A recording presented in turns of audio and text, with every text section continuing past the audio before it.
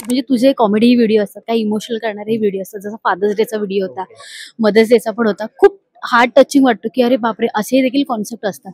हे वेगवेगळे कॉन्सेप्ट कसे सुचतात आणि ह्याला आई-वडील कसा सपोर्ट करतात?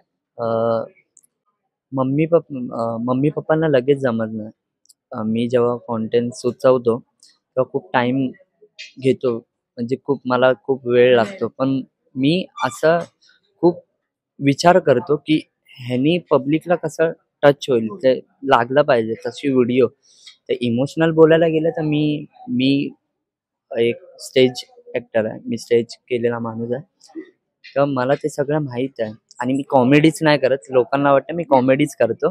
पण तसं नाही आहे. मी चांगला कलाकार आहे एक आणि मला बघू शकता तुम्ही आणि मी सगळं करेल तेव्हा तुम्हाला समजेल, की मी रितेश कॉमेडीच कोहली. नाही करत. ओके. आणि मम्मी-पप्पांना मी समजवतो, त्यांना वेळ घेतो. त्यांना लगेच नाही जमत. त्यांचा पण वय झालंय. हो. तर मी 17 वेळा सांगतो, की असं हा टर्न असा आहे.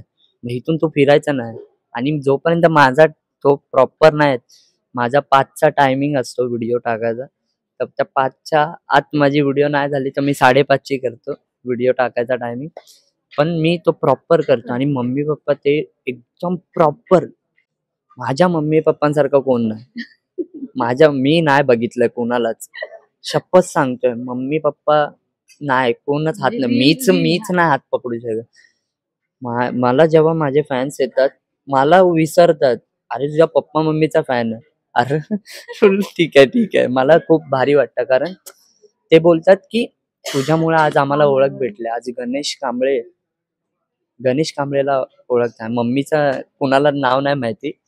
सांगून तर दिलं. आता मम्मीचं नाव काय? मम्मीचं नाव ज्योती कांबळे. ते कुणालाच नाही माहिती. सगळे आई साहेब, आई, मम्मी डॉन असं सगळं बोलतात कमेंट्समध्ये. नक्कीच. पण हे आई-वडिलांचा सपोर्ट आधीपासून